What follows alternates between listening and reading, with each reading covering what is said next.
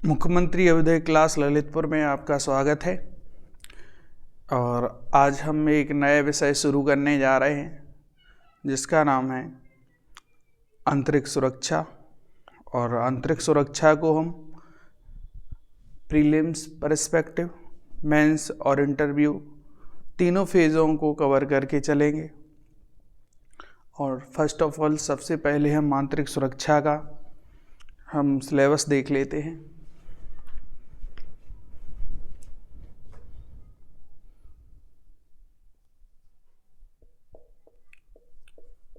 आंतरिक सुरक्षा। आंतरिक सुरक्षा में पहला टॉपिक है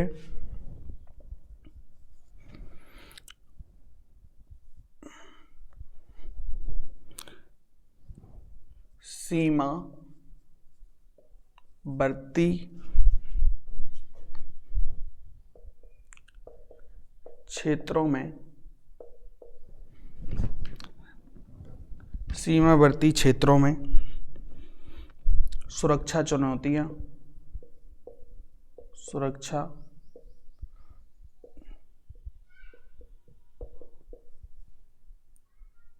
सुरक्षा चुनौतियां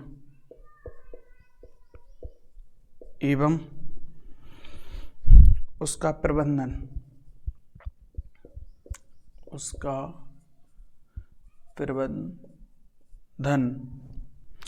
नेक्स्ट टॉपिक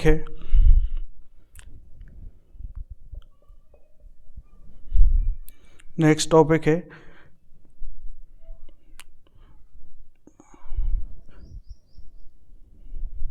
भारत में आंतरिक सुरक्षा। भारत पे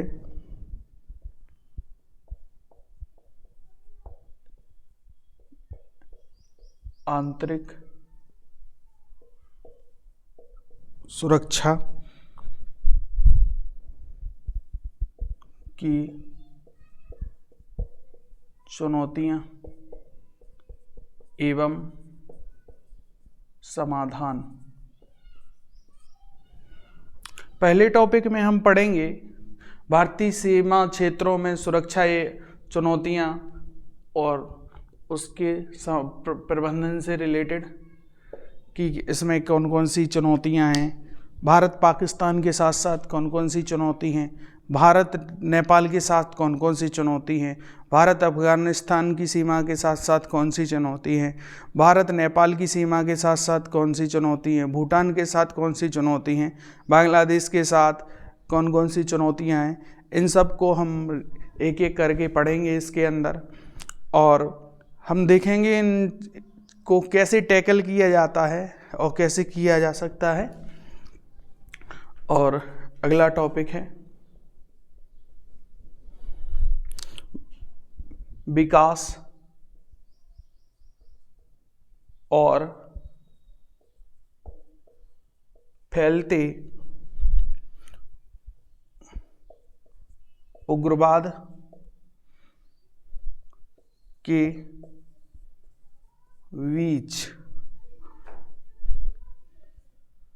बीच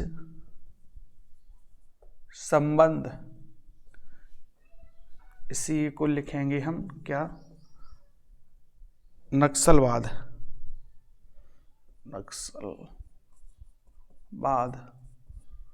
इसी के अंदर पढ़ेंगे।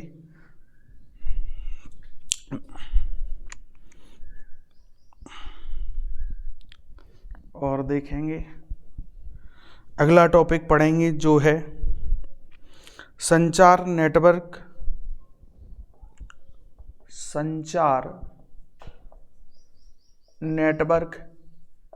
के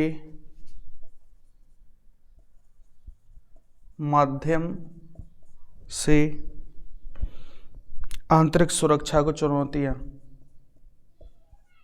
आंतरिक सुरक्षा को चुनौतियां।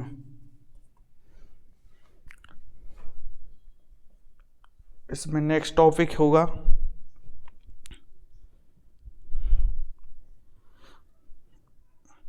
इसी के अंदर एक और टॉपिक है जिसे बोलते हैं साइबर सुरक्षा के मूलभूत तत्व। साइबर सुरक्षा के मूलभूत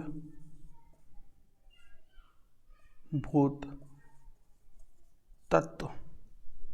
आज देखोगे तो बहुत सारी चीज़ें ऐसी हैं, जैसे इंटरनेट के माध्यम से आंतरिक सुरक्षा कैसे बाधित हो सकती है। बहुत सारी चीज़ें ऐसी कि फेक न्यूज़ है, जैसे अभी कोई यदि फेक न्यूज़ स्प्रेड कर दे तो ऐसे बहुत जमाव वाला रीजन है, जैसे अभी कुंभ चल रहा है, यदि कुंभ में किसी ने फेक न्यूज़ फैला दी कि यहाँ बॉम्ब लगा हुआ है, तो वहाँ पे बहुत सारी जो है ना, वहाँ पे भगदड़ की वजह से बहुत सारे लोगों की क्या हो सकती है, मौत हो सकती है, जो हमारी आंतरिक सुरक्षा में क्या है, एक चुनौती या बाधा उत्पन्न करेगा।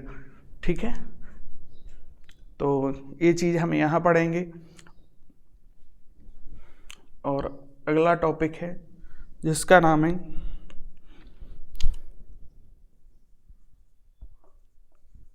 आंतरिक सुरक्षा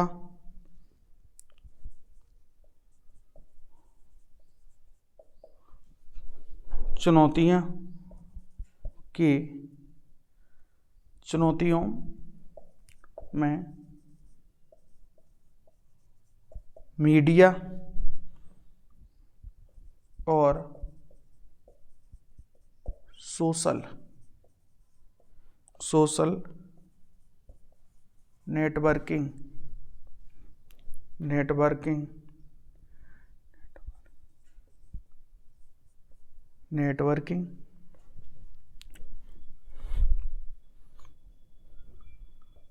अगली चीज है आंतरिक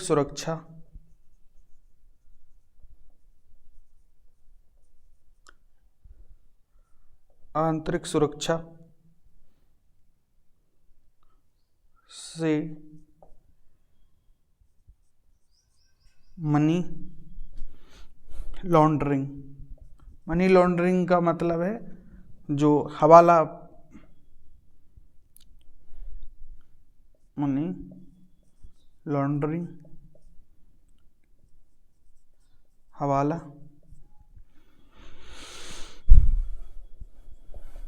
एवं इससे क्या क्या चुनौतियां उत्पन्न होती हैं। हवाला से उत्पन्न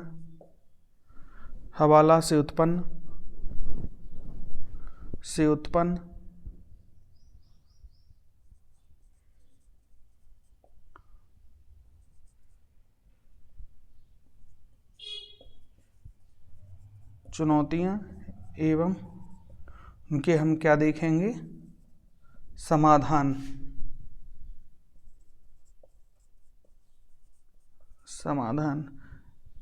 कुल 8 टॉपिक हैं, 6 टॉपिक हो गए हैं, 2 टॉपिक और हैं।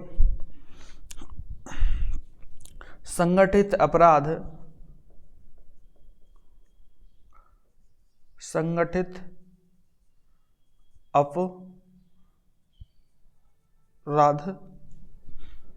एवं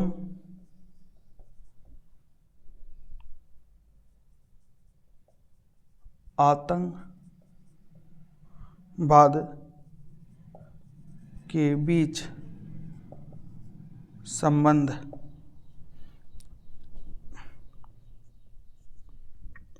और भारतीय सुरक्षा बल या कहें तो विभिन्न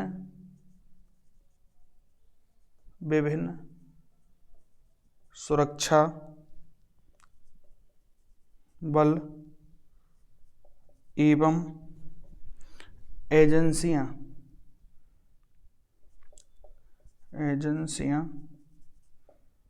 तथा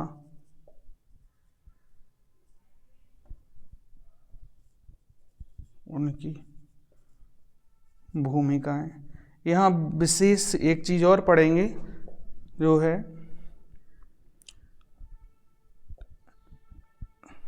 हम ये इसके अंदर पढ़ेंगे, विशेष सुरक्षा बल एवं एजेंसियां एवं उनकी भूमिकाएं कौन, जैसे विभिन्न सुरक्षा बलों के बारे में जिसमें हम पढ़ेंगे, जैसे बीएसएफ के बारे में। एक एक चीज़ को हम, चलो इसे नोट करना हो तो नोट कर लो, फिर मैं एक एक चीज़ को एलिबरेट कर रहा हूँ।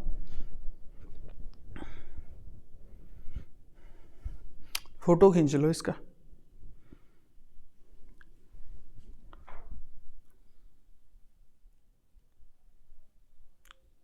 चलो देखो, पहला टॉपिक है सीमावर्ती क्षेत्रों में सुरक्षा और चुनौतियां एवं उसका प्रबंधन। देखो, हमारी जो भारत की सीमा जो है ना, वो विभिन्न देशों से लगती है।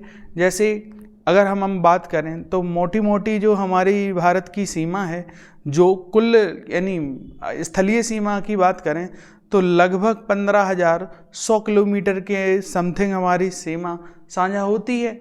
यानी किस स्थलीय सीमा की बात कर रहे हैं। तो देखो, इसमें बहुत चुनौतियां हैं। कौन कौन सी चुनौतियां हैं? जैसे पाकिस्तान के साथ हमारे सीमा लगती है, तो हमें भारत में आतंकवाद फैलने का डर बना हुआ रहता है। और वहीं अगर हम बांग्लादेश के साथ करें तो बांग्लादेश के साथ हमारे एक चुनौती ये बनी रहती है इलीगल इमिग्रेशन। म्यांमार के साथ भी हमारे लिए एक बहुत बड़ी चुनौती बनी रहती है इलीगल इमिग्रेशन की।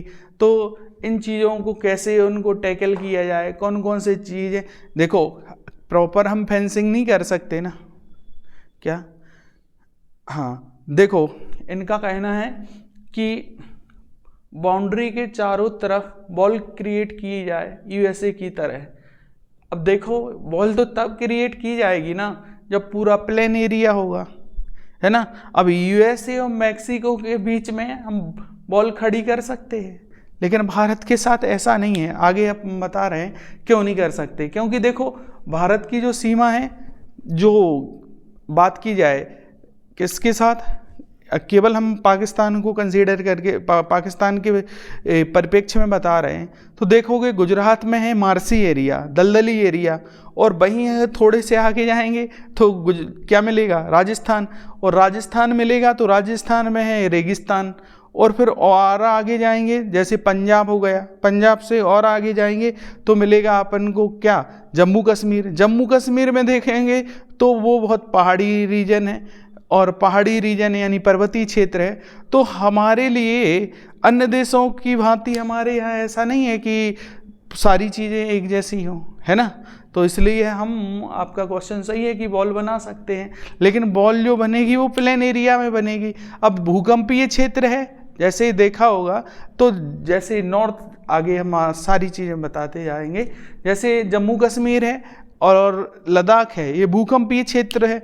अगर हमने बॉल बना भी दी तो वो भूकंपीय क्षेत्र से बॉल गिर भी जाएगी ना। इसलिए बहुत सारी चुनौतियां। और बॉर्डर रीजन, बॉर्डर एरिया पर कोई भी इंफ्रास्ट्रक्चर बनाना एक चुनौतीपूर्ण, वहाँ तक सामान ले जाना बहुत पेचीदा काम रहता है। ठीक है, तो ये चीज़ें हम इसके बारे में यहाँ पढ़ेंगे। दूसरा हम क्या पढ़ेंगे? भारत में आंतरिक सुरक्षा की चुनौतियां एवं समाधान। भारत के अंदर कौन कौन सी आंतरिक सुरक्षा को लेकर चुनौतियां हैं। आज सोशल मीडिया का देखेंगे तो कितना रोल है भारत की आंतरिक सुरक्षा को चुनौती उत्पन्न करने के लिए। ठीक है, बहुत सारी चीज़ें, जैसे फेक न्यूज़ हो गई है, ठीक है, और भी बहुत सारी चीज़ें हैं जिसके लिए, जिस कारण से भारत में कौन कौन सी आंतरिक सुरक्षा में चुनौती उत्पन्न होती है। कई लोग जो होते हैं, क्या होते हैं कि जैसे पैसे के लिए, पैसे के लिए कई बार ये लोग क्या काम कर देते हैं कि भारत की जो इंफॉर्मेशन होती है ना, तो उसे कई देशों के साथ, या जो सीक्रेट इंफॉर्मेशन होती है वो कई देशों के साथ ये शेयर कर देते हैं, जिससे हमारे देश की एकता, अखंडता, संप्रभुता को क्या है, यानी हर्ट होता है। और देखो, यानी उग्रवाद जो होता है, एक्सट्रीमिज्म बोले तो एक्सट्रीमिज्म का कैसे विकास है, इसको कौन सी चीज़ें ऐसी हैं जो यानी फैलाती हैं या इनको क्या इन्हेंस करती हैं, इसके बारे में पढ़ेंगे। और कैसे उग्रवाद का संबंध किससे, नक्सलवाद से है, ये कैसे ये उग्रवाद ही नक्सलवाद में कन्वर्ट हो जाता है, ये सारी चीज़ें हम इस तीसरे टॉपिक में पढ़ेंगे। चौथे टॉपिक में हम पढ़ेंगे संचार नेटवर्क के माध्यम से आंतरिक सुरक्षा को चुनौतियाँ। तो संचार का माध्यम है, संचार का माध्यम बोले तो कम्युनिकेशन के माध्यम से भारत में बहुत अनेक प्रकार की चुनौतियां हैं।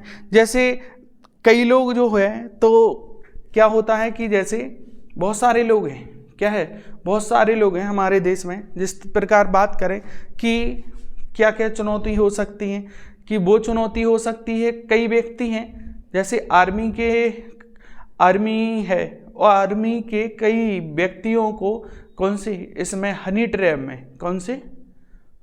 में फंसाया जाता, मीटू में फंसाया जाता। ठीक है, आगे आपको सब बताऊंगा कि ये सोशल नेटवर्किंग के थ्रू कौन कौन सी चीज़ें आपको इससे भारत की आंतरिक सुरक्षा को चुनौती पहुंचती है। तो इससे हनी ट्रैप कुछ नहीं होता। हनी ट्रैप में ये कुछ नहीं होता कि ये कोई फीमेल अकाउंट होता है, और फीमेल अकाउंट से एक इन लोगों को देखा जाता है कि इसके पास बहुत सारी इंफॉर्मेशन है। ठीक है, बहुत सारी इंफॉर्मेशन है।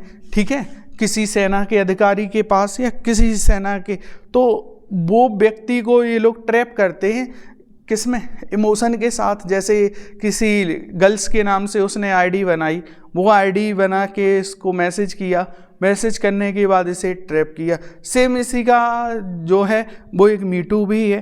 तो ये सब चीज़ें हैं। और तथा साइबर सुरक्षा के मूलभूत तत्व, यानी साइबर सुरक्षा आप लोग देखते होंगे कई लोगों के साथ फाइनेंशियली फ्रॉड होते हैं कि उनसे OTP मांग लिया जाता है, किसी आधार पर यानी कोई लिंक भेज दिया जाता है। तो बहुत सारी चीज़ें हैं जो साइबर सिक्योरिटी के लिए, और इसके लिए कौन कौन से उपाय क्या देखना चाहिए। जैसे तो ट्राई कौन से जो telecom regulatory authority of India है, बहुत सारे देखा होगा कि बहुत सारे मैसेज भेजती रहती है डेली कि भैया कोई अनजान अंतर्राष्ट्रीय मैसेज अंतर्राष्ट्रीय किसी नंबर से यदि मैसेज आता है तो आप हमें इन्फॉर्म कीजिए। बहुत सारी जानकारी आपको देते रहते हैं, ये देखा होगा आप लोगों ने। इसके बाद अगला टॉपिक इसी में, अच्छा मीटू बेटा कुछ नहीं है, इसी का वर्जन है सेम। मीटू में भी ऐसे ही होता है, किसी व्यक्ति को किसी उसमें फंसाया जाता है, इसी में वो मीटू है। ठीक है, बहुत सारे नेताओं को देखा होगा तो इस तरीके से ये लोग इसमें फंस जाते हैं। तो ठीक है, तो अपन देखेंगे अगली चीज़ है, अगली कौन सी चीज़ है, वो आंतरिक सुरक्षा और चुनौतियाँ और मीडिया और सोशल नेटवर्किंग। अब देखेंगे, देखो अब मीडिया आज हमारे देश में कहा जाता है कि लोकतंत्र का चौथा पिलर का काम करती है।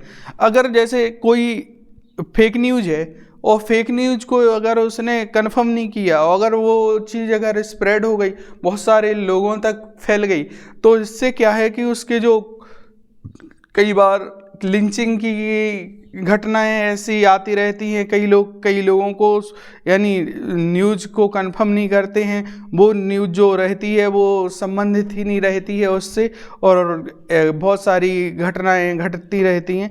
तो ये क्या है कि हमारी जो मीडिया है ना, मीडिया को इसमें अपन सारी चीज़ें पढ़ेंगे कि ये लोग कैसे किन चीज़ों को रेगुलेट कर सकते हैं, क्या कर सकते हैं। तो अपन बहुत सारी चीज़ें यहाँ देखते जाएंगे।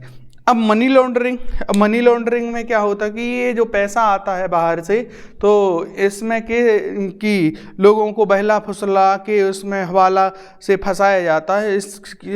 क्योंकि हमारे देश में जो लोग हैं ना वो गरीब हैं, और गरीब लोग पैसे के लिए कुछ भी कर देता है। आप लोगों ने देखा होगा कई, अब देखा होगा सोशल मीडिया पे बहुत सारे आपको ऐसे क्रिएटर मिलेंगे जो सोशल मीडिया पे अपना इन्फ्लुएंस कहें या कुछ भी कहें, इन सब चीज़ों को बढ़ाने के लिए किस हद तक जा सकते हैं वो आप लोग देख रहे होंगे। ठीक है ना, तो ये चीज़ें सेम इसी प्रकार है। ये तो मनी लॉन्ड्रिंग में कुछ टास्क दिए जाते हैं कि ये करना है वो करना है, तो वही है, ठीक है। इसके बाद एक संगठित अपराध और आतंकवाद के बीच में कौन कौन से संबंध, देखो जो जैसे कई बार क्या होता है कि इंडिया में बहुत सारे क्या है कि एक्सट्रीमिस्ट ग्रुप जो है पनप जाते हैं, उनको क्या है कि आतंकवाद से क्या मिलती रहती है, जैसे आर्म्स एड मिलती रहती, यानी हथियार उनके लिए प्रोवाइड कराते रहते हैं, और क्या क्या यानी फिनेंशियली सपोर्ट मिलता रहता है। तो ये सारी चीज़ें क्या है, यानी आतंकवाद के साथ इनका संबंध बनता है, और ये जो है ना एक देश की सॉवरेनिटी और इंटीग्रिटी पर एक चैलेंज उत्पन्न करती है, ठीक है। अगली चीज़ जो है वो क्या है, विभिन्न सुरक्षा बल, ठीक है, जिसमें अपन जैसे विभिन्न सुरक्षा बलों के बारे में बात करें तो इसमें हम पढ़ेंगे कि जो केंद्रीय बल हैं और बोलें तो जो यानी जैसे बीएसएफ हो गया, एसएसबी हो गया, आईटीबीपी हो गया, और क्या नाम से असम राइफल, इन सब के बारे में यहाँ पढ़ेंगे। इसमें अपन पढ़ेंगे आईबी, और आईबी के बारे में पढ़ेंगे, और वो आरएनडी के बारे में पढ़ेंगे। यहाँ पे अपन इन सब चीज़ों के बारे में जो यानी इन्वेस्टिगेशन एजेंसियाँ हैं, कुछ विदेशी इन्वेस्टिगेशन एजेंसियाँ देखेंगे कि कौन कौन सी एजेंसी क्या क्या काम करती है, ठीक है। तो ये तो लिख लिया ना, गुड। चलो आज हम पहला टॉपिक शुरू करते हैं जिसका नाम है सीमावर्ती क्षेत्रों में सुरक्षा एवं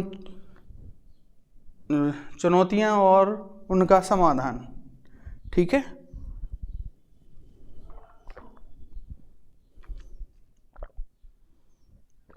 तो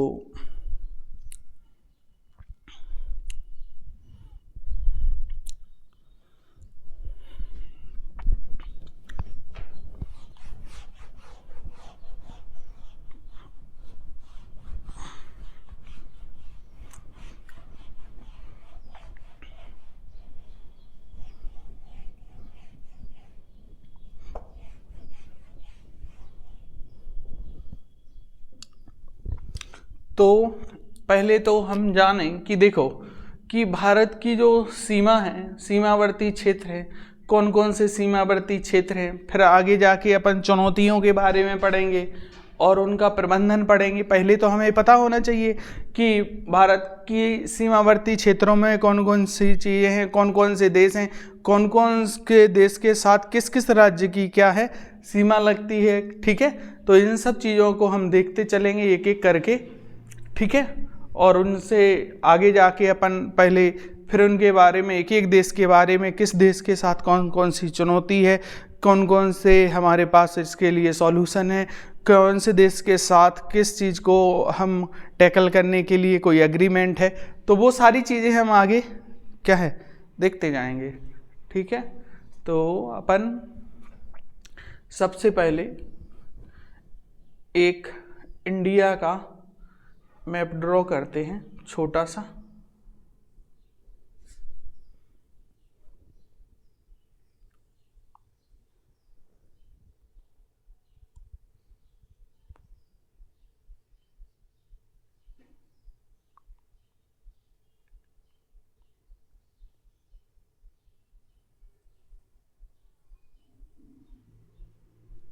ठीक है, ये है भारत का मैप।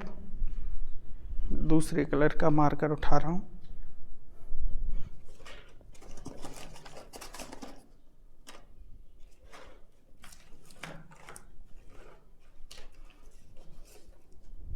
देखो ये है हमारा प्यारा भारत।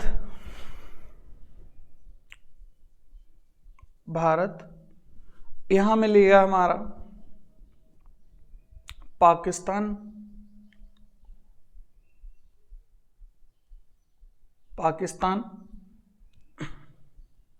यहां मिलेगा हमारा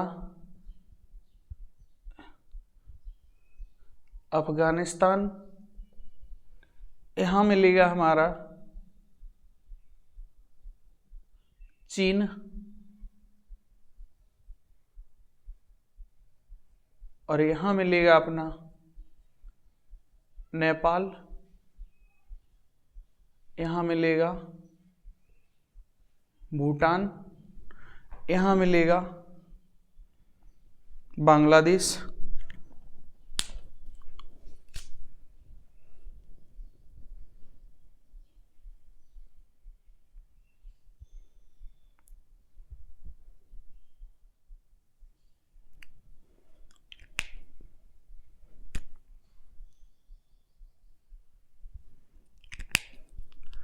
यहाँ मिलेगा बांग्लादेश, यहाँ मिलेगा म्यांमार,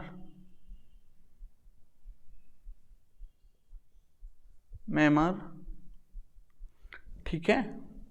तो ये हमने रफली एक मैप बना लिया, ठीक है। ये पाकिस्तान है,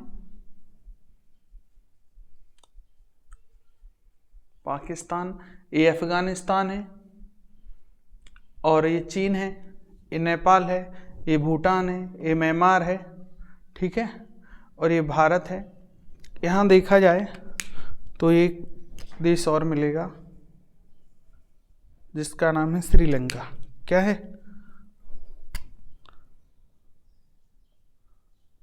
श्रीलंका। तो हम बात करें कि सीमावर्ती क्षेत्र, तो हमारे सीमावर्ती क्षेत्रों में सबसे पहले हमारे कौन कौन से पड़ोसी देश हैं? हमारे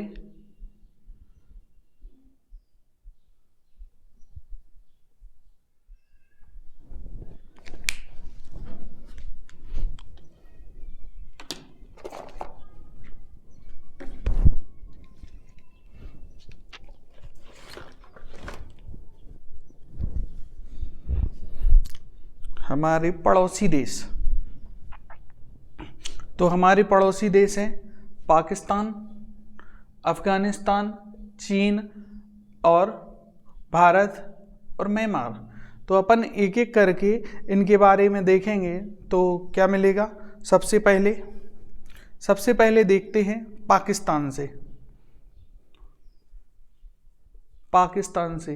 पाकिस्तान से भारत के कौन कौन से राज्यों की बाउंड्री लगती है तो देखेंगे। सबसे पहले यहाँ क्या मिलेगा? गुजरात। तो हम लिखेंगे गुजरात।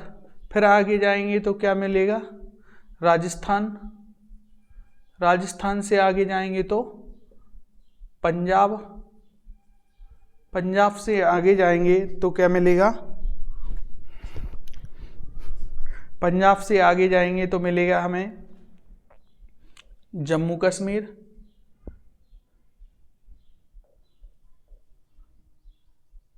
कश्मीर, और आगे मिलेगा हमारा क्या? लद्दाख।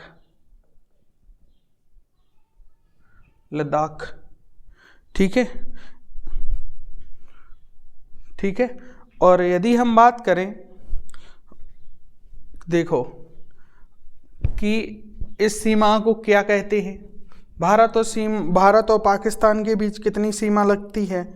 वो तो लगभग लगती है 3,323 किलोमीटर के समथिंग। कितने राज्यों से लगती है? तो 3 राज्य और 2 केंद्र शासित प्रदेशों के साथ साथ क्या होती है, यानी पाकिस्तान की सीमा साझा होती है कितने राज्यों के साथ, यानी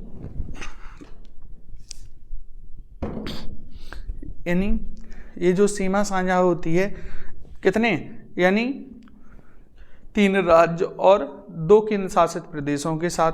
तो ये पाकिस्तान हो गया। पाकिस्तान से जो सीमा साझा करते हैं उसे हम क्या बोलते हैं? हम भैया, उसका क्या नाम है भैया? इसे बोलते हैं भैया हम रेड क्लिफ। क्या बोलते हैं? रेड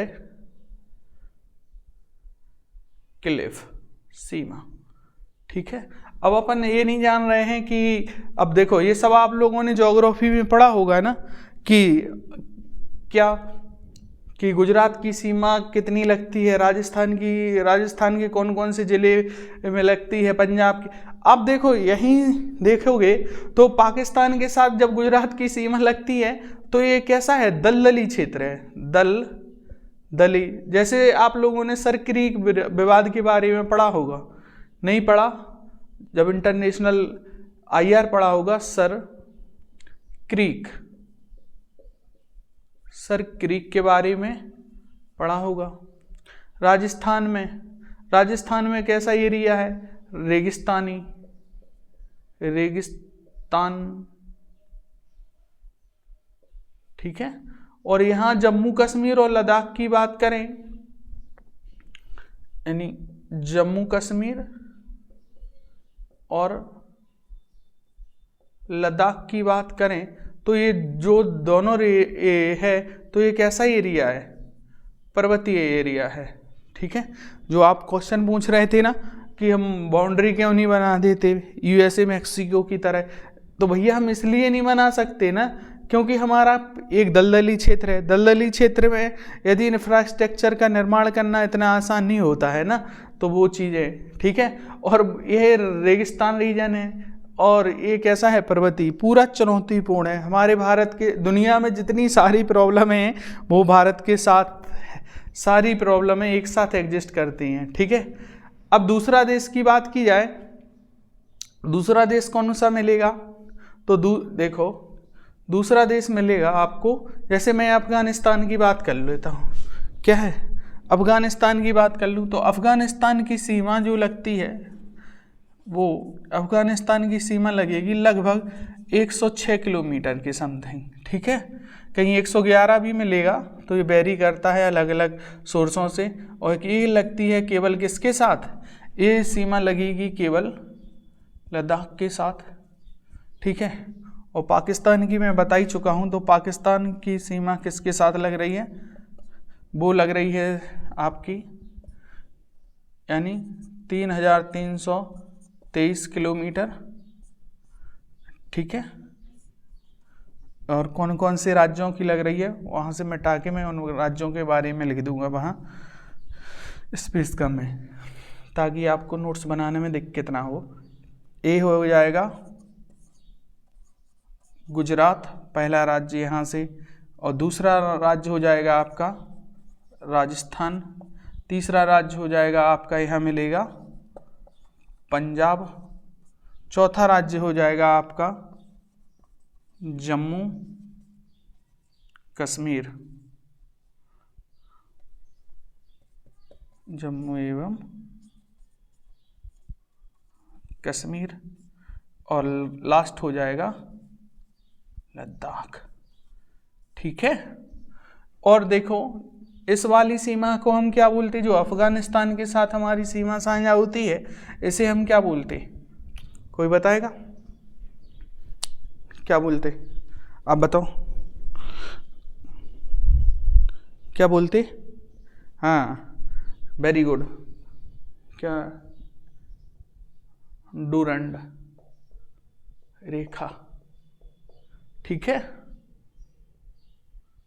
अब जो है ना, अब हमारा ये वाला एरिया है ना, अब आगे जाके अब सब पढ़ेंगे, ठीक है। इसे पाक ऑक्युपाइड कश्मीर बोलते, POK बोलते, ठीक है। ये जो वाली सीमा है इसे LOC बोलते, लाइन ऑफ एक्चुअल कंट्रोल। आगे जाके अपन ये जो पूरी सीमा को रेड क्लिफ बोला जाता है, यहाँ जो सीमा विवादित सीमा है इसे LOC बोलते, ठीक है। ये सब सारी चीज़ें अपन पढ़ेंगे, ठीक। आगे जाके देखेंगे तो फिर चीन, अब हम चीन के साथ बात मिटा देते हैं।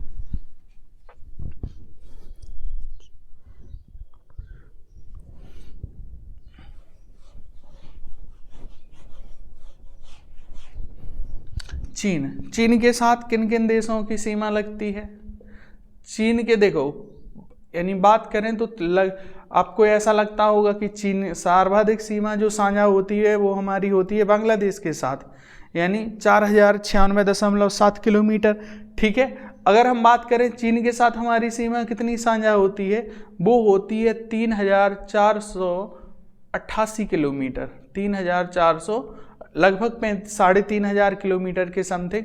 और कौन कौन राज्य सीमा साझा करते हैं, तो सबसे पहले अपन क्या है यहाँ से चलेंगे तो यहाँ मिलेगा अपन को लद्दाख। क्या मिलेगा? लद्दाख। लद्दाख और मेरी हिंदी की राइटिंग थोड़ी ठीक नहीं है, मैनेज कर लेना। और इसके बाद जो मिलेगा वो मिलेगा आपका हिमाचल प्रदेश। ठीक है, जिसे मैं शॉर्ट में लिख दे रहा हूँ HP, हिमाचल प्रदेश। और अगला राज्य मिलेगा जो मिलेगा उत्तराखंड UK। और फिर मिलेगा आपका सिक्किम। सिक्किम और जो अगला राज्य मिलेगा वो होगा अरुणाचल प्रदेश। ठीक है, और यानी भारत और चीन की सीमा को, जो सीमा अलग करती है उसे क्या बोलते हैं हम?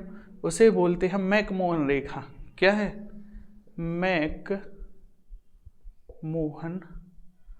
रेखा। ठीक है, अब अपन यहाँ निकाल लेते हैं किसे, एक एक करके। नेपाल, सबसे पहले अपन ने क्या निकाला? नेपाल।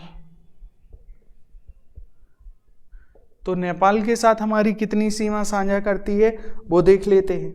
ठीक है, नेपाल के साथ जो हमारी सीमा साझा होती है वो होती है लगभग 1750 किलोमीटर। कितनी? 1750 किलोमीटर। ठीक है, या 1751 किलोमीटर। ये देखो न्यूमेरिकल वैल्यू 2-4 किलोमीटर अलग अलग सोर्सों में क्या है ना, वेरी करती है। ठीक है, तो इसके लिए आप इतने हेजिटेट नहीं होना कि ये सर इसके हमारे इस सोर्स में इतना लिखा है, इस सोर्स में इतना लिखा है। तो ठीक है, तो सबसे पहले हम यहाँ से चलेंगे तो नेपाल में सबसे पहले क्या मिलेगा? नेपाल में मिलेगा उत्तराखंड। क्या मिलेगा? उत्तराखंड। उत्तराखंड। उत्तराखंड के बाद यहाँ आएंगे तो नीचे क्या मिलेगा? यूपी।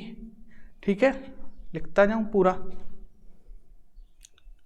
उत्तराखंड।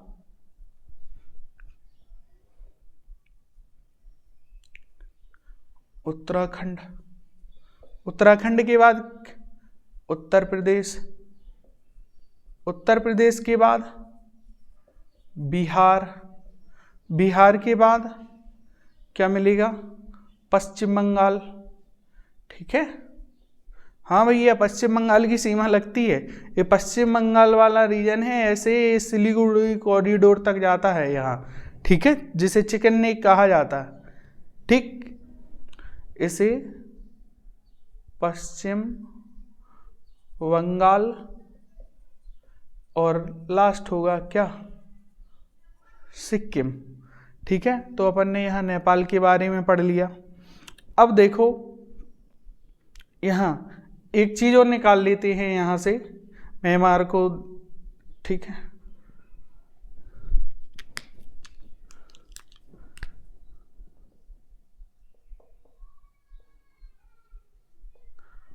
तो अगली चीज़ निकाल रहे हैं जिसका नाम है, ये नेपाल हो गया, ये म्यांमार हो गया। म्यांमार के बारे में अपन यहाँ लिख देंगे। ठीक है, एक एक करके बताते जा रहे हैं। फिर है अगला भूटान। भूटान के साथ जो सीमा होगी वो लगभग होगी कितनी? वो होगी 700 किलोमीटर। कई सोर्सों में अलग अलग मिलेगा तो आप परेशान नहीं होना। ठीक है, 700 किलोमीटर। और कौन कौन से राज्यों के साथ हो गई भूटान की सीमा? तो सबसे पहले क्या मिलेगा बेटा? सिक्किम। क्या मिलेगा? सिक्किम। सिक्किम के बाद यहाँ क्या मिलेगा? वही सिलीगुड़ी कॉरिडोर, जैसे क्या बोलते हम, पश्चिम बंगाल। पश्चिम बंगाल के बाद क्या मिलेगा? असम। असम। ठीक है, और असम। ठीक, और एक और राज्य होगा जिसका नाम है अरुणाचल प्रदेश। क्या है? अरुणाचल प्रदेश। और बात करें और कौन बचा? म्यांमार। चलो यहाँ म्यांमार के बारे में लिख लेते, जगह बच जाएगी। इसको अलग से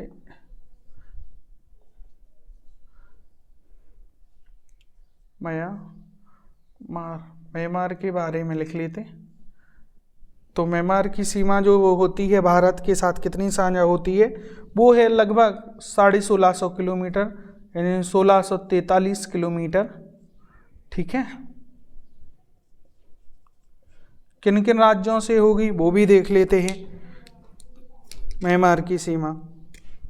ठीक, सबसे पहला है अरुणाचल प्रदेश।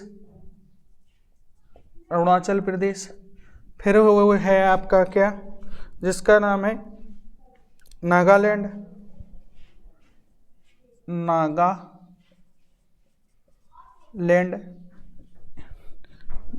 दिख रहा है यहाँ का, नागालैंड। और है मिजोरम। मिजोरम और मणिपुर। मणिपुर।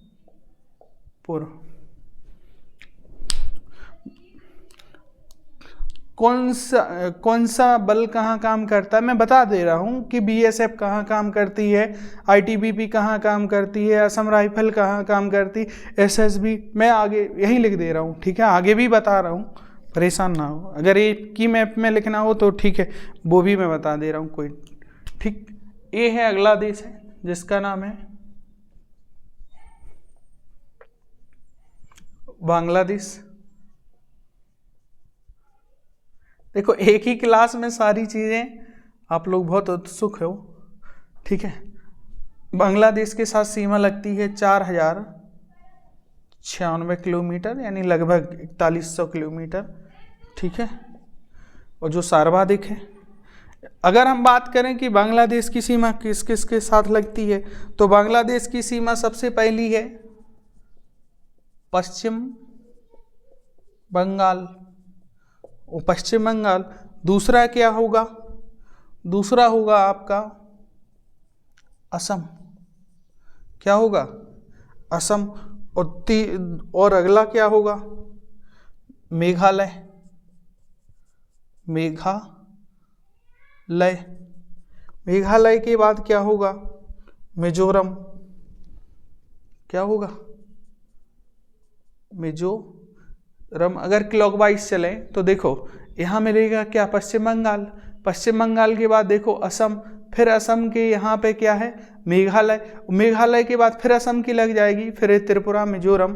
तो पूरा सीक्वेंस से लिख देते हैं, त्रिपुरा और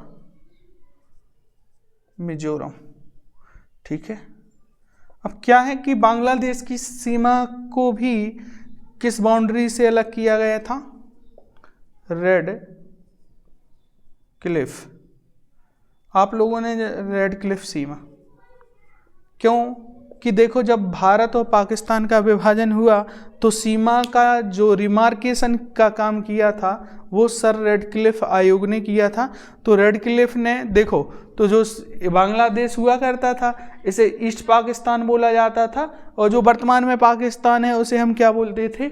वेस्ट पाकिस्तान बोलते थे। ठीक है, तो ईस्ट पाकिस्तान और इसे वेस्ट पाकिस्तान, तो सीमा का जो रिमार्केशन किया था वो सर रेड क्लिफ ने किया था। तो इसलिए हम इसे किस सीमा से, यानी रेड क्लिफ सीमा से हम क्या है, यानी रिमार्क करते हैं, बोलते हैं कि भारत और बांग्लादेश की सीमा, तो वो रेड क्लिफ बोलेंगे। ठीक है, एक और चीज़, चलो आप बोल रहे थे कि कौन सा फोर्स क्या काम करती है, तो देखोगे तो यहाँ मिलेगी आर्मी। आर्मी। आर्मी प्लस, एक मिनट,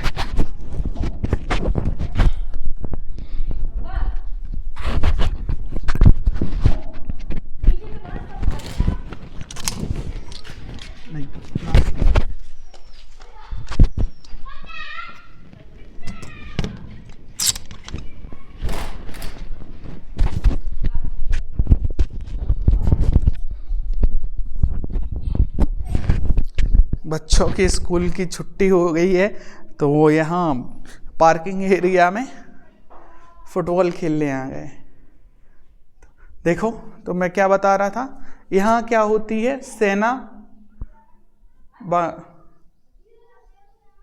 सेना प्लस बीएसएफ। यहाँ भी क्या मिलेगी, सेना प्लस बीएसएफ, सेना प्लस बीएसएफ।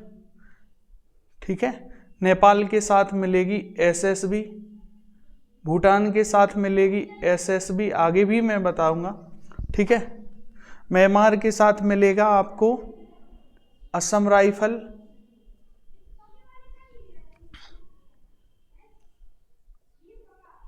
असम राइफल्स। ठीक है। और चीन के साथ मिलेगी जिसे बोलते हैं हम ITBP, Indian Tibet border police. ठीक। और बांग्लादेश के साथ आर्मी यानी सेना प्लस BSF। और ये हमारा देखो, ये तो हमारे 7 पड़ोसी देश हो गए। 7 पड़ोसी देशों के साथ साथ हमारे 2 यानी जलीय पड़ोसी हैं। एक का नाम आप श्रीलंका है, दूसरे का नाम यहाँ है, इसे मार्क कर लेना,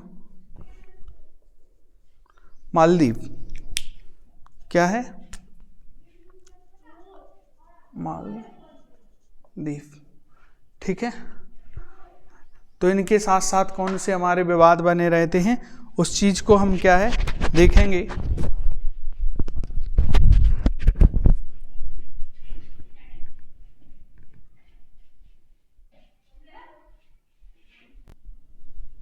ठीक है। इस चीज को इस नोट डाउन कर लो या इसका फोटो खींच लो। ठीक।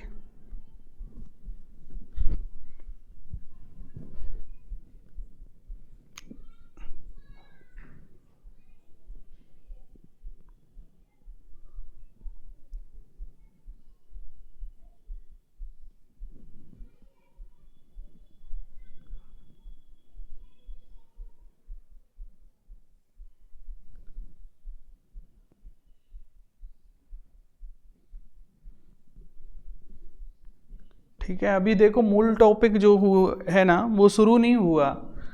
अभी तो आपको हमने कुछ बेसिक चीज़ें बताई कि कौन से देश की सीमा किस देश के साथ कितनी सीमा साझा होती है। ठीक है। अब देखो, श्रीलंका के साथ जब हम पढ़ेंगे तो बहुत सारे विवाद पढ़ेंगे। ठीक है। क्योंकि हमारी यहाँ तो ये तो हो गई हमारी जलीय सीमा। जब आप EEZ के बारे में पढ़ोगे, कंटिन्यूअस जोन के बारे में पढ़ोगे, तो इसमें क्या है कि हमारा और श्रीलंका के साथ कई बार क्या होता है कि हमारे मछुआरे श्रीलंका के जलीय बॉर्डर में पहुंच जाते, यानी उनके आर्थिक क्षेत्र में पहुंच जाते, उनके हमारे यहाँ आ जाते। तो ये तो आगे जाके आप जब श्रीलंका के साथ पढ़ोगे तो ये चीज़ें मिलेगी। ठीक। ठीक है। इसको रफ करें।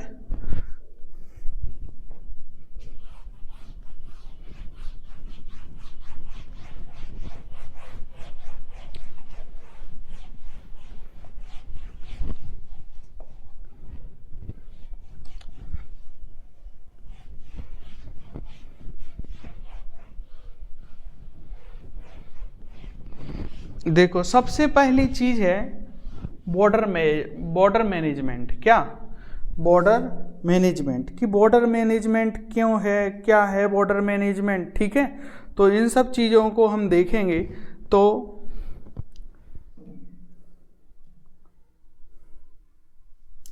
ठीक है, जैसे बोलें तो हिंदी भाषा में सीमा प्रबंधन क्या बोलते,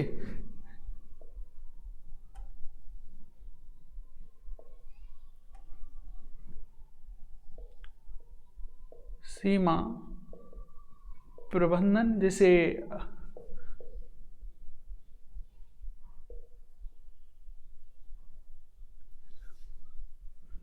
अंग्रेजी भाषा में बोलते बॉर्डर मैनेजमेंट। अब देखेंगे कि सीमा सुरक्षा क्या है, क्या है इसके अंदर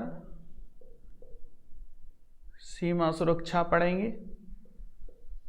ठीक है, इसके अंदर ये सीमा सुरक्षा क्यों है, तो इलीगल इमिग्रेशन, क्या चीज़, इलीगल इमिग्रेशन, जैसे ह्यूमन ट्रैफिकिंग और कैटल ट्रैफिकिंग, बहुत सारी चीज़ों की क्या होती, स्मगलिंग होती है। तो इन सब चीज़ों को रोकने के लिए हम क्या करते हैं, ये सब चीज़ों को, तो सीमा पर गैर कानूनी गतिविधियों को, सीमा पर गैर कानूनी गतिविधियों को रोकने के लिए, जैसे कौन कौन सी गतिविधियां हैं, ठीक है, जैसे लिखना चाहो तो लिख सकते हैं। इन गतिविधियों में आती है जैसे ड्रग्स, आप लोगों ने एक मूवी देखी होगी उड़ता पंजाब, ठीक है, और जैसे हथियार, हथियार यानी, और फेक करेंसी, फेक करेंसी को बोलें तो क्या चीज़, जिसे बोलें तो जाली मुद्रा, जाली मुद्रा, ठीक है, आदि और भी बहुत सारी चुनौतियां हैं, यानी जिसमें कैटल भी आएगा। अलग अलग देशों के साथ हमारी क्या है, अलग अलग जो है समस्याएं हैं, ठीक है। और एक जो समस्या है इनकी क्या है, तस्करी, ठीक है, ड्रग्स, हथियार, इनकी क्या होती है, तस्करी। देखो तस्करी के माध्यम से जो चीज़ें हैं ना वो सस्ती मिल जाती है, लीगल वे में वो चीज़ें बहुत ही महंगी आती हैं, ठीक है ना, इसलिए लोग इसकी क्या करते हैं, तस्करी। और देखो जाली मुद्रा जब भारत में आती है तो ये भी सस्ती ही आती है और इसका मिसयूज होता है, ठीक है। तो हम पढ़ेंगे यानी जो सीमा प्रबंधन, सीमा प्रबंधन कहाँ कहाँ जरूरी है, तो देखो हम अगर देखेंगे तो देखो स्थलीय, स्थलीय कोमा जलीय एवं वायु, वायु, शादी हो रही है किसी की, हाँ, वायु, ठीक है, ठीक है।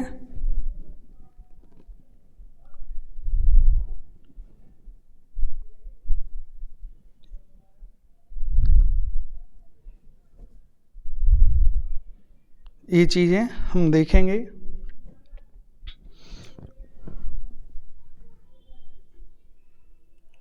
तो अब वायु सीमा रिमार्क नहीं है बेटा, ठीक है। तो स्थलीय सीमा जो है हमारी वो कितनी लगी हुई है, वो स्थलीय सीमा है हमारी कितनी, यानी अभी मैंने बताई कितनी, 15,100 किलोमीटर के समथिंग, और ये कितनी है 7500 किलोमीटर के समथिंग, ठीक है, 7516 अगर देखा जाए, मैं अप्रोक्सिस वैल्यू लिख रहा हूँ ताकि याद रहे आपको, ठीक है, इस तरीके से नहीं कि आप परेशान होते रहें एक एक चीज़ बिल्कुल 2 पॉइंट कि 15,106 किलोमीटर है, मैं अप्रोक्सिस वैल्यू लिख रहा हूँ, क्या लिख रहा हूँ, ये मैं अप्रोक्सिस वैल्यू लिख रहा हूँ कि इतनी सीमा है। अब देखो ये हमारी कौन सी है, वायु सीमा तो हमारी रिमार्क नहीं है ना उसे, तो ये सब चीज़ें इनको देखेंगे, ठीक है। इसमें हम देखेंगे कि जलीय सीमा का प्रबंधन और स्थलीय, यानी एक एक करके जलीय सीमा का प्रबंधन किस किस चीज़ से हो रहा है, और स्थलीय सीमा का प्रबंधन, ठीक है, ठीक है। एयर एरिया भी होते हैं, ठीक है, ऐसे नहीं होता कि कोई किसी के, ठीक है, संप्रभुत्व क्षेत्र में, तो इसके भी कुछ पॉइंट लिखा दूंगा मैं। वायु सीमा के प्रबंधन नहीं होंगे, कुछ चुनौतियां रहेंगी, चुनौतियां, ठीक है। चुनौतियों के बारे में इसी को प्रबंधन रडार से देख लेंगे सारी चीज़ें सर्विलांस करने के लिए तीनों, ठीक है। बॉर्डर मैनेजमेंट में सब पहली चीज़ है कि भैया क्या है बॉर्डर सिक्योरिटी। बॉर्डर सिक्योरिटी क्यों ज़रूरी है वो भी आगे देखेंगे। और देखो, और बॉर्डर पे सबसे बड़ी क्या है, सीमा पार गैर कानूनी गतिविधियों को रोकने के लिए। क्योंकि भैया सीमा सुरक्षा इसलिए है कि सीमा से यदि चीज़ें कैसे, यदि गलत गतिविधियां होंगी, ठीक है, जैसे ड्रग्स की सप्लाई होगी तो इंटरनल जो सिक्योरिटी है ना वो भी कैसी होगी, हार्म होगी, ठीक। हथियार आएगा तो वायलेंस बढ़ेगा, जाली मुद्रा आएगी तो देखो देश में यानी भारत सरकार को बहुत सारा नुकसान होगा और बहुत सारे लोग इस ट्रैप में फंसेंगे, ठीक है। और स्थलीय सीमा जलीय सीमा की बात मैं बता ही चुका हूँ, और एक एक करके हम इन चीज़ों को हम आगे देखते जाएंगे। चलो इसका भी फोटो ले लो, ठीक है।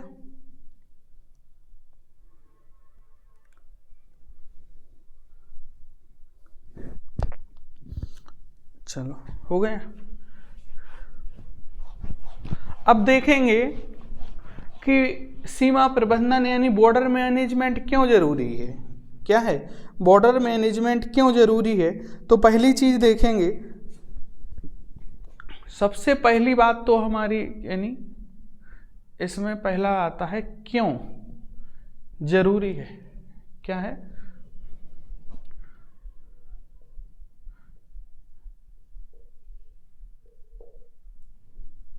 क्यों जरूरी है, ठीक है, इसको समझना जरूरी है, ठीक है। फिर जाके आगे चीज़ें समझ में आएंगी कि सीमा प्रबंधन यानी बॉर्डर मैनेजमेंट क्यों जरूरी है। देखो हमारा देश है कैसा, एक सॉवरन कंट्री है, तो देखो सॉवरन कंट्री के लिए सबसे मोस्ट इम्पोर्टेंट चीज़ है कि बाहर की चीज़ों का क्या ना हो, इन्फ्लुएंस ना हो, ठीक है। इसलिए जो सीमा सुरक्षा है बहुत महत्वपूर्ण है, ठीक है। क्योंकि देखो सॉवरन का मतलब है वो है कि वो आंतरिक और बाह्य डिसीजन क्या है उसी के हों, वो क्या है सॉवरन है, ठीक है। तो सॉवरेनिटी को बनाए रखने के लिए हमें बॉर्डर मैनेजमेंट क्या है, बहुत ही अति आवश्यक है। क्या है, बहुत ही अति आवश्यक है। तो इसके बारे में यदि हम पहला पॉइंट लिखें तो क्या लिख सकते हैं, पहला पॉइंट लिखेंगे तो भारत की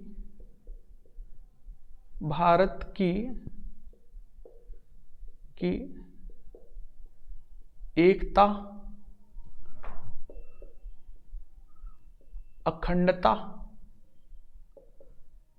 अखंडता एवं संप्रभुता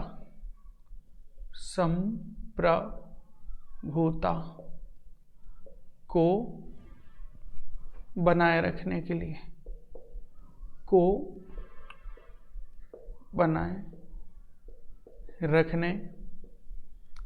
लिए, ठीक है। इसमें और अगली चीज देखेंगे कि देखो भारत की एकता अखंडता बहुत ही किसी देश के लिए, देखो अगर कोई देश संप्रभुत्व नहीं है तो यानी तो उसके जो डिसीजन है वो कौन लेगा, बाह्य लोग लेंगे, ठीक है। और इसके लिए संप्रभुता बनाए रखने के लिए मोस्ट इम्पोर्टेंट चीज़ क्या है कि भैया हमें बॉर्डर मैनेजमेंट जरूरी है। बॉर्डर मैनेजमेंट नहीं रहेगा तो देखो पाकिस्तान से जो इलीगल एक्टिविटी होती हैं जैसे आतंकवाद की, ड्रग स्मगलिंग, ठीक है, बहुत सारी चीज़ें जो होती हैं, आर्म्स स्मगलिंग, ठीक है, तो इन चीज़ों को, ठीक है। और अगली चीज़ क्यों है, हम लिख सकते हैं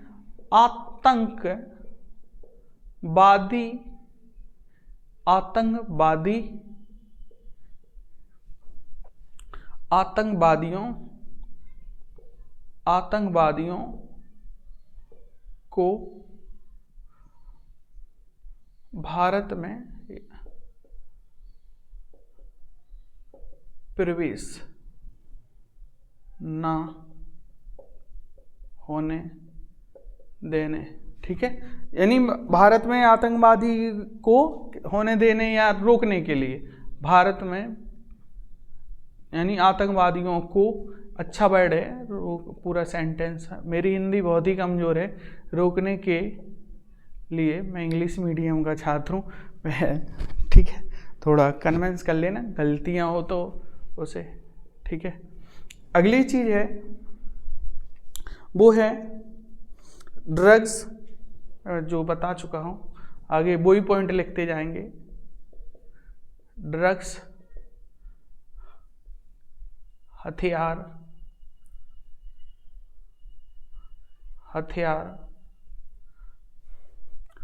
और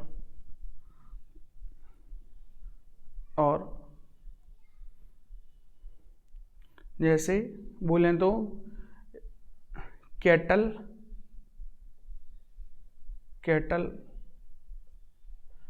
को हिंदी में पता नहीं क्या बोलते, सर्च कर लेना। कैटल, हाँ गाय,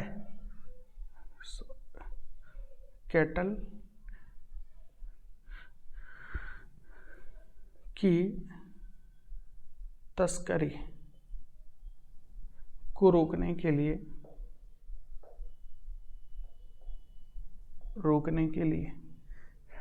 ठीक है। और भी बहुत सारी चीजें हैं जिन्हें, ठीक है, भारत में जैसे शांतिपूर्ण व्यवस्था बनाए रखने के लिए,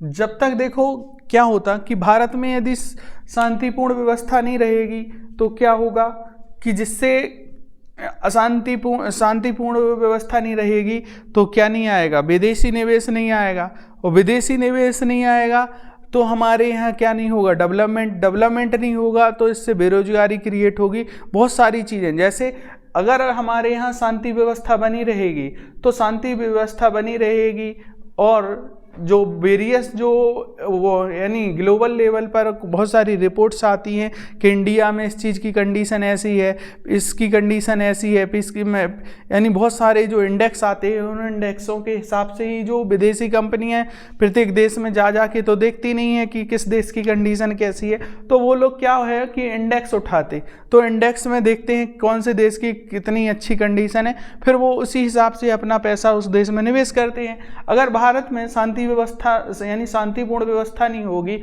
हर जगह इंसर्जेंसी की कंडीशन बनी रहेगी, तो जो विदेशी कंपनियां हैं ना तो भारत में एक निवेश करने से डरेंगी, ठीक है। बहुत सारे और क्या होगा, जिससे हमें शांतिपूर्ण व्यवस्था रखने के लिए ये सब करना पड़ता है, ठीक है। और इसका एक और आयाम है आर्थिक दृष्टि से, क्या है कि आर्थिक समृद्धि, अगर देखो वहीं अगर बोला जाए कि मेंस के पर्सपेक्टिव से क्वेश्चन आ जाए कि भारत की आर्थिक समृद्धि के लिए भारतीय सीमा का प्रबंधन जरूरी क्यों है, तो आप लिख पाओगे इस चीज़ के लिए क्यों जरूरी है कि भारत की सीमा यदि सुरक्षित नहीं होगी तो बहुत सारा देखो समृद्धि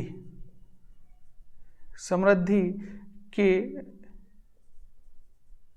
लिए देखो क्या होता है कि भारत में यदि शांतिपूर्ण यानी जगह जगह जैसे इंसर्जेंसी होगी, अशांति का माहौल रहेगा, तो विदेशी लोग यहाँ क्या है कि आए दिन हड़ताल हो रही है, काम यानी फैक्ट्रियाँ बंद चल रही हैं, लोग सड़कों पर बैठे हैं यानी स्ट्राइक कर रहे हैं, तो इससे क्या है कि विदेशी, अब देखो जो विदेशी कंपनी है वो भी बंद रहेगी तो उनका जो लेबर को पे हो रहा है, मशीनी चार्ज है, इलेक्ट्रिसिटी है, वो यहाँ सारा इंफ्रास्ट्रक्चर तो बनाएगा नहीं, वो तो सारा चीज़ रेंट पे रहेगा तो उसका लॉस होगा। वो बहुत यानी लॉन्ग विजन रहता है, यानी दूरगामी जो परिणाम देखती हैं कंपनी की, अगर देखो यदि शांति रहेगी तो उस देश में क्या आएगी, यानी विदेशी निवेश। क्या आएगा?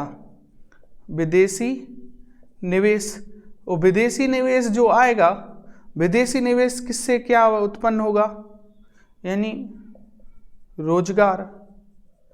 रोजगार, और रोजगार उत्पन्न होगा तो इससे भारत की गरीबी कैसी होगी, गरीबी में क्या आएगी, कमी आएगी। रोजगार उत्पन्न होगा, गरीबी में क्या आएगी, कमी आएगी। ठीक है, और गरीबी में जब कमी आएगी तो भारत की जो आर्थिक समृद्धि क्या होगी, वो भी क्या होगी, इनहेंस होगी, यानी बढ़ेगी। ठीक है, ये सारी चीज़ें एक दूसरे से क्या रहती हैं, इंटरकनेक्ट रहती हैं। तो ये सारी चीज़ें और भी जो पॉइंट रहेंगे वो आपको नोट्स में मिल जाएंगे। ठीक है, तो ये चीज़ कि भारतीय सीमा का प्रबंधन क्यों जरूरी है, भारत की एकता, अखंडता एवं संप्रभुता को बनाए रखने के लिए, और दूसरी आतंकवादी गतिविधियों को रोकने के लिए। ठीक है, आतंकवादी गतिविधियों को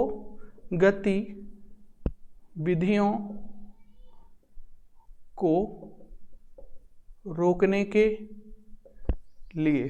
ठीक है, और ड्रग्स, हथियार, कैटल की तस्करी, और भैया ह्यूमन ट्रैफिकिंग भी होती, बहुत सारी चीज़ें होती हैं। वो आके जाके प्रत्येक देश के साथ अलग अलग हमारे अलग अलग सरकमस्टांसेस हैं, तो अलग अलग चीज़ों को अपन पढ़ते जाएंगे। तो शांतिपूर्ण व्यवस्था क्यों है, और आपके लिए देखो एक होमवर्क में क्वेश्चन है, लिखो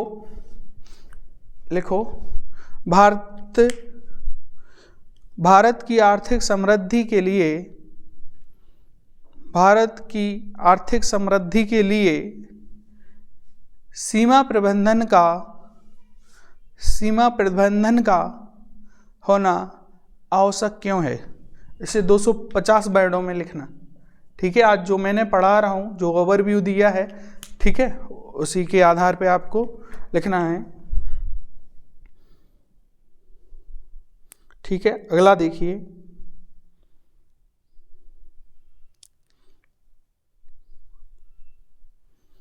ठीक, इसको रफ करें। कैसे होगा भारत शांतिपूर्ण व्यवस्था से? चलो मैं एक थोड़ा सा इसको बता देता हूँ।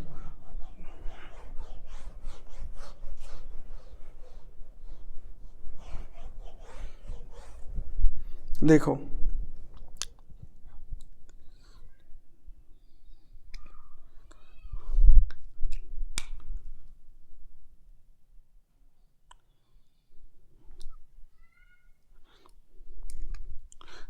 तो हमने क्या बताया, सीमा प्रबंधन।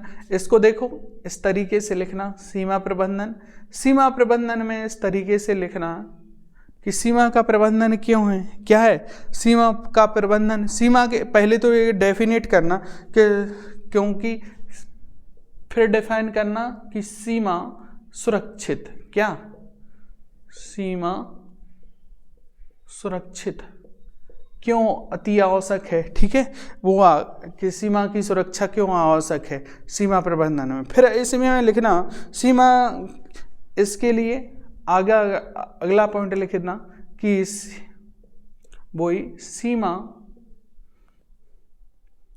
सीमा पर गैर कानूनी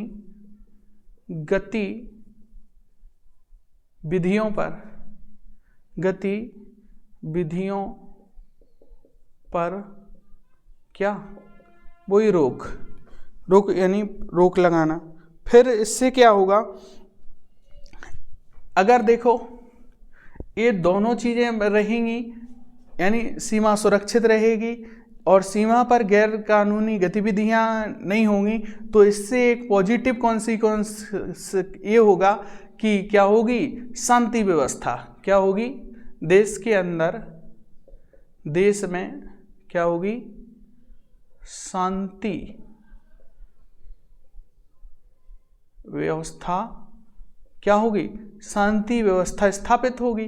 ठीक है, यानी सीमा सुरक्षित है तो सीमा पर गैर कानूनी गतिविधियां नहीं हो रही हैं। इससे क्या होगा कि देश की जो देश में कैसी है शांति, इस देश में शांति से क्या होगा, देखो मैं आंसर लिखने का वक्त, ठीक है, इसमें इसे दो आयामों से देखो, ठीक है, कि एक तो भारत में क्या आएगा, निवेश, क्या आएगा, निवेश, एक आएगा भारत में निवेश और दूसरा आएगा भारत में पर्यटक। हाँ देखो, जिस देश में यदि देखोगे शांति नहीं है ना, जिस देश में शांति व्यवस्था नहीं है उस देश में पर्यटक जाना, पता चल रहा है कि उस देश में आतंकवाद, जैसे अफगानिस्तान है, ठीक है, अभी बहुत सारे इजराइल है, यूक्रेन है, ऐसे देशों में कोई जाना पसंद करेगा? क्यों करेगा भैया?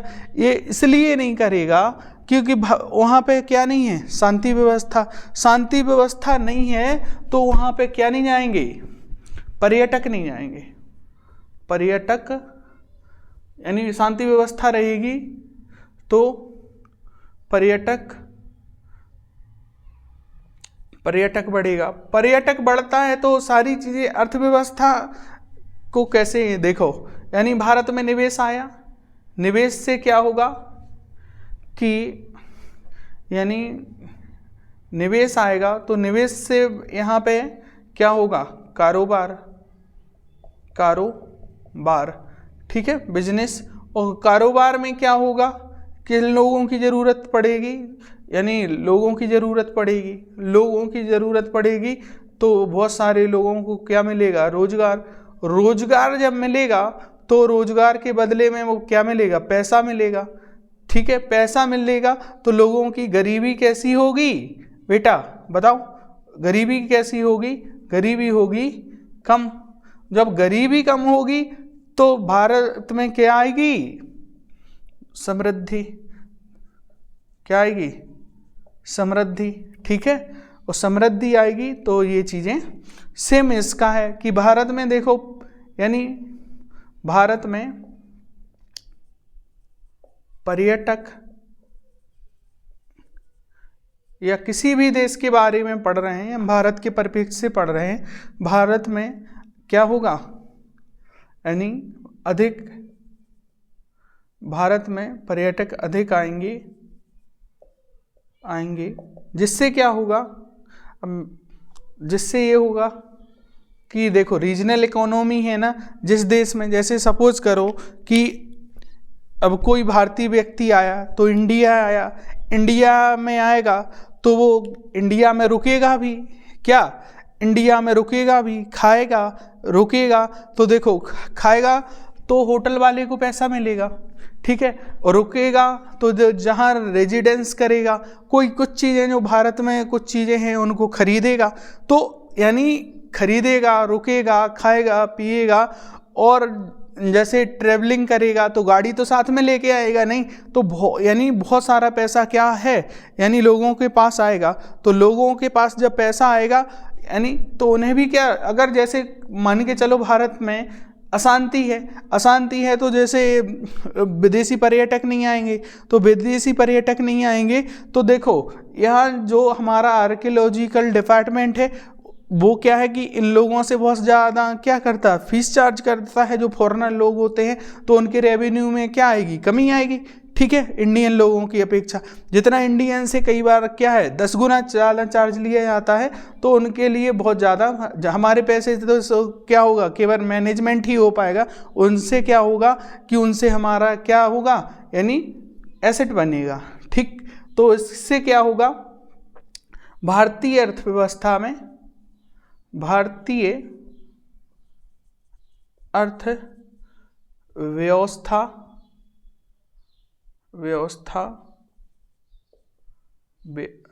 भारतीय अर्थव्यवस्था में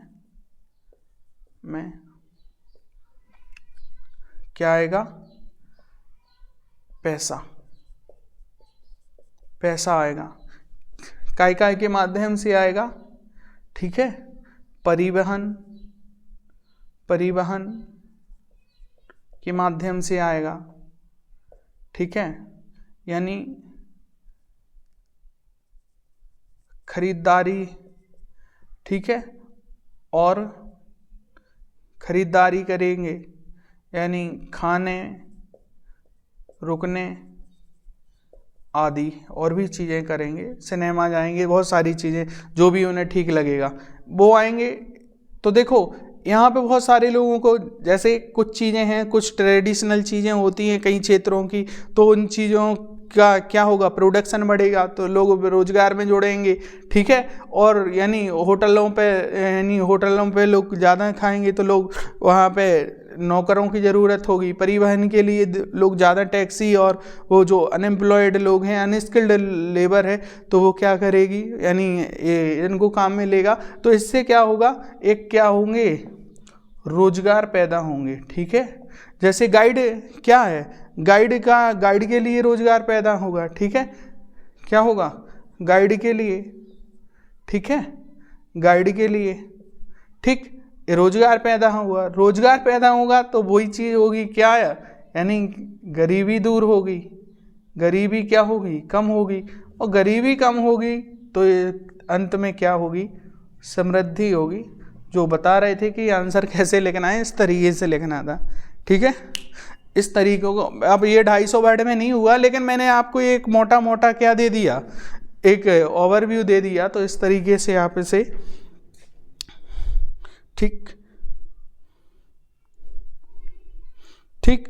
और इसे एक चीज़ और लिखना चाहो तो एक चीज़ और है कि हमारी जो डेमोक्रेसी है ना, उसके लिए ये भी बहुत ही पॉजिटिव है।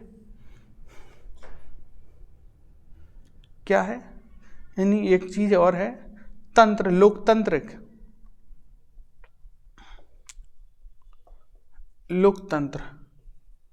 को मजबूत बनाने के लिए, लोकतंत्र को मजबूत बनाने के लिए क्यों है। अब देखो कई बार क्या होता कि सीमावर्ती क्षेत्रों में ये जो रीजनल पार्टीज होती है ना, तो इन रीजनल पार्टीज को कई बार जो विदेशी शक्तियाँ रहती हैं वो इन्फ्लुएंस करती हैं, इन्फ्लुएंस करेंगी तो वो डिक्टेटरशिप या जो उनकी आइडियोलॉजी होगी उसकी तरफ पुश फैक्टर करेंगी। तो पुश फैक्टर होगा तो उससे क्या होगा कि हमारे यहाँ तो डेमोक्रेसी है, हो सकता है कि वहाँ पर डेमोक्रेसी ना हो, ठीक है, और वो भारत को के लोकतंत्र को क्या है, यानी नुकसान पहुँचाने का काम करेंगी, ठीक है। इसलिए भारत में लोकतंत्र यानी शांति होना जरूरी है, जिससे तंत्र मजबूत होगा। तंत्र मजबूत होगा तो लोग व्यवस्था में क्या रखेंगे, यानी तंत्र की व्यवस्था में जो तंत्र है, यानी देखो तंत्र का मतलब है वही लोकतंत्र, लोकतंत्र की व्यवस्था में क्या रखेंगे, भरोसा। तंत्र की व्यवस्था में भरोसा रखेंगे, ठीक है, लोकतंत्र की व्यवस्था में भरोसा रखेंगे, जिससे क्या होगा कि लोगों के अंदर एक दूसरे के प्रति क्या बनी रहेगी, सद्भावना, ठीक है, कि नहीं ये हमारा शोषण नहीं कर रहे हैं, ऐसा नहीं हो रहा है, ठीक है। और जिससे तंत्र में भरोसा बढ़ेगा तो इससे क्या होगा, तंत्र में बढ़ेगी सहभागिता। क्या बढ़ेगी, तंत्र में सहभागिता बढ़ेगी।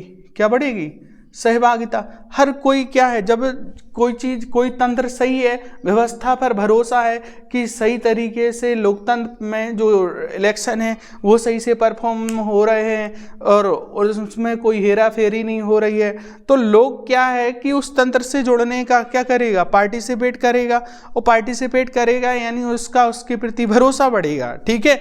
अगर जैसे कई चीज़ें हैं, जैसे उनको इलीगल चीज़ें हो, यानी देखो अपने हिसाब से कई चीज़ें हैं, जैसे बांग्लादेश है, पाकिस्तान है, इनमें लोकतंत्र नाम अपने हिसाब से चल रहा है कि अभी आर्मी की, कहीं किसी की सरकार, कहीं किसी का तख्ता पलट, ये हो रहा है, तो लोगों का क्या है होता है, उस तंत्र के क्या है, तंत्र के प्रति भरोसा कम होता है। भरोसा कम होगा तो लोग उस तंत्र की सहभागिता में क्या नहीं लेंगे, पार्टिसिपेट ही नहीं करेंगे, ठीक है। तो ये सारी चीज़ें क्या होती, तो इससे होगा हमारा, यानी तंत्र मजबूत बनेगा। क्या बनेगा?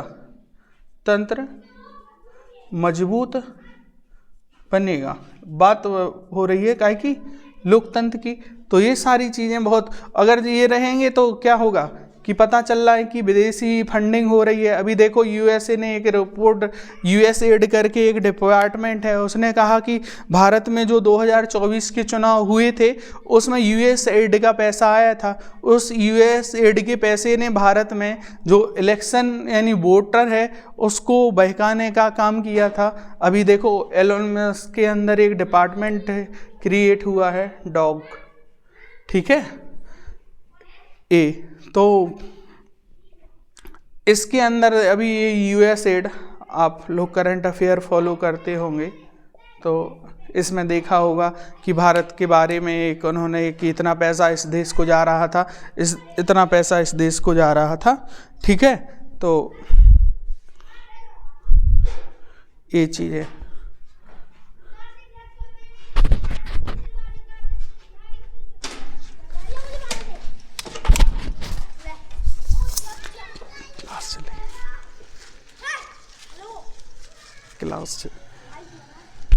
क्लास चल रही है।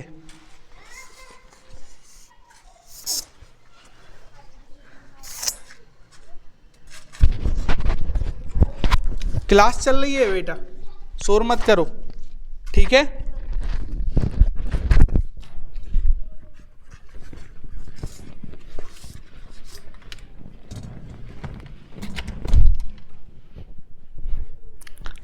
स्कूल के बच्चों की छुट्टी हो जाती तो फिर ये बगल से स्कूल है तो ये आ जाते,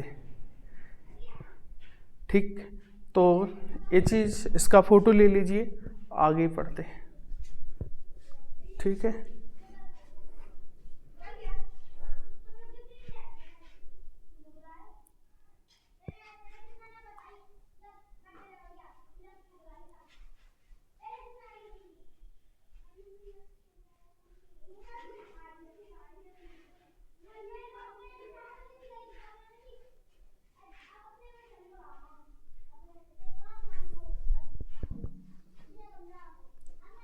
ठीक है, चलो आगे देखते हैं। अगर देखो क्या होगा अगर बॉर्डर का मैनेजमेंट नहीं किया जाए तो उसके क्या क्या नेगेटिव कौन से हो सकते हैं, कौन से हो सकते हैं। अपन एक एक करके क्या है इनको डिस्कस करते हैं। अगर सीमा पर गैर कानूनी गतिविधियां हैं उन्हें नहीं रोका जाएगा तो उससे क्या होगा, उसके परिणाम स्वरूप। तो देखो सीमा प्रबंधन में यदि हम क्या नहीं करेंगे, यानी मैनेजमेंट नहीं करेंगे या सीमा पर जैसे कहें तो लिखो गैर कानूनी गतिविधियों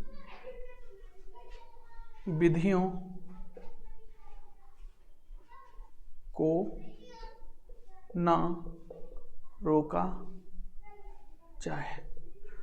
अगर गैर कानूनी गतिविधियों को ना रोका जाए या इनमें क्या हो, वृद्धि हो जाए, क्या, इसी को यदि हम कहें गैर कानूनी